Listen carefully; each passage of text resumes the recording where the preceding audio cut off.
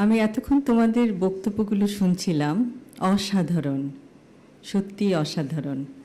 তোমাদের মেধা, তোমাদের অধ্যবসায় এবং সর্বোপরি তোমাদের কনফিডেন্স আমাদেরকে মুগ্ধ করেছে।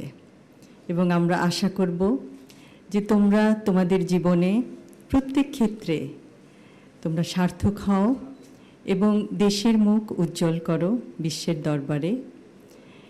এবং বিজ্ঞানের প্রতি তোমাদের যেই মমত্ববোধ আমরা দেখতে পাচ্ছি, ভবিষ্যতে আমরা আশা করব তোমরা বিজ্ঞানের জগতে উদ্ভাবন করে পৃথিবীর সমগ্র মানুষের জন্য কিছু করবে এবং ইনশাল্লাহ আমাদের সবার সহযোগিতা পাবে।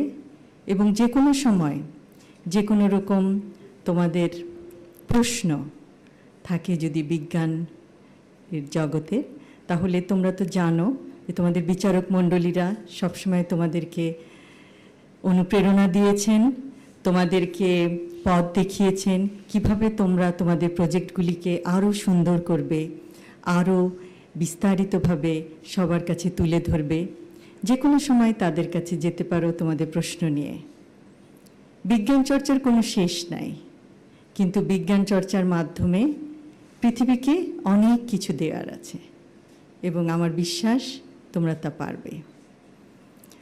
এবং আবারও জিয়াউর রহমান ফাউন্ডেশনের সকল সদস্যকে আমার আন্তরিক ধন্যবাদ জানাই এই পুরস্কার বিতরণী অনুষ্ঠানটি অত্যন্ত নিখুঁতভাবে পরিচালনা করার জন্য এবং এত বছর ধরে, প্রায় ২৬ বছর ধরে বাংলাদেশের এবং কিছু কিছু ক্ষেত্রে বিদেশের আপামর জনতার পাশে দাঁড়ানোর জন্য।